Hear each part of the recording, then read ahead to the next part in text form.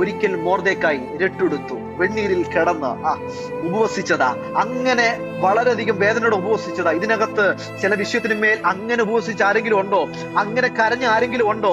അങ്ങനെ ഹൃദയം പൊട്ടി വേദനിച്ച് പ്രാർത്ഥനാ മുറിയിൽ കയറുമ്പോൾ പ്രാർത്ഥിക്കണമെന്ന് ആഗ്രഹത്തോടെ കയറുമെങ്കിലും വാക്കുകൾ കിട്ടാതെ വിതിമ്പിക്കൊണ്ട് എത്ര മണിക്കൂറുകൾ നിങ്ങളുടെ പ്രാർത്ഥന മുറിക്കകത്ത് നിന്നിട്ടുണ്ട്, എത്ര മണിക്കൂറുകൾ നിങ്ങൾ കരഞ്ഞിട്ടുണ്ട്, എത്ര നാളുകൾ നിങ്ങൾ അതിനെപ്പറ്റി നിങ്ങൾ വേദനിച്ചിട്ടുണ്ട്.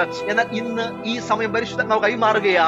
അവൻ വെണ്ണീരിൽ കിടന്നത്, അവൻ രട്ടെടുത്ത് ഉപവസിച്ചത് ഒന്നും മോർദെഖായി അങ്ങനെ ചെയ്തപ്പോൾ ഒരുപക്ഷെ ഹാമാൻ ചിന്തിക്കും, എടാ കൊച്ചിന് നീ എന്തൊക്കെ ചെയ്തെന്ന് പറഞ്ഞാലും എനിക്ക് അധികാരമുണ്ട് നിന്നെ ഒതുക്കാൻ എന്ന് ഹാമാൻ ചിന്തിച്ചു കാണും. എന്നാൽ ഹാമാൻ കണ്ണടയ്ക്കുന്നതിന് മുൻപ്, ഹാമാൻ മരിക്കുന്നതിന് മുൻപ് ഹാമാൻ ഒന്ന് മനസ്സിലായി അവൻ ആരോടാ കളിച്ചതെന്ന്. ഇന്ന് ആത്മവ്യക്തമായി കൈമാറുക. നിങ്ങൾ പ്രതികരിക്കാൻ പോകണ്ട കേട്ടോ. യഹോവ നിങ്ങൾക്ക് വേണ്ടി പ്രതികരിക്കുന്ന ഒരു സമയമുണ്ട്. യഹോവ നിങ്ങൾക്ക് വേണ്ടി എഴുന്നേൽക്കുന്ന ഒരു സമയമുണ്ട്.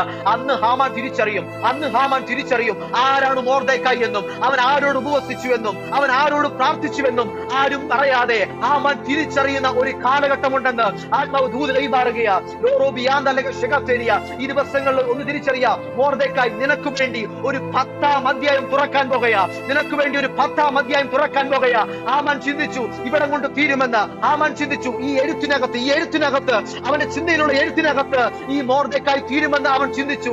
എന്നാൽ അവിടെ കാണാൻ കഴിഞ്ഞത് ഹാമാൻ പോലും ചിന്തിക്കാത്ത നിലവാരത്തിൽ, ഹാമാൻ പോലും അതിശയം തോന്നുന്ന നിലവാരത്തിൽ ദൈവത്തിന്റെ കരം ഇറങ്ങുവാനിടയായിത്തീർന്നു. എത്ര പേർ വിശ്വസിക്കുന്നുണ്ട്? അങ്ങനെയെങ്കിൽ ഒരു വാതിൽ തുറന്നു കിടപ്പുണ്ട്. പക്ഷെ പ്രാർത്ഥന നിർത്തരുത്.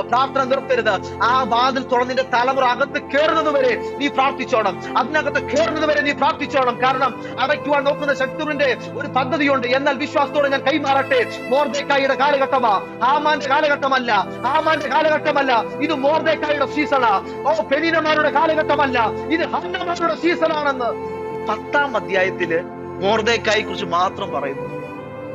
10-ാം അധ്യായത്തില് മോർദെഖായിയുടെ വിഷയത്തിൽ ദൈവം ഇടപെട്ടതും ദൈവം ഉപയോഗിച്ചതും ദൈവം ഭയങ്കരമായ രീതിയിൽ മാനിക്കുന്നതും 10-ാം അധ്യായത്തിൽ കാണുന്നത്. ഒന്ന് ഓർത്ത് നോക്കിയേ, അതിന്റെ ഹെഡിങ് കൊടുത്തിരിക്കുന്ന മോർദെഖായിയുടെ മഹത്വം.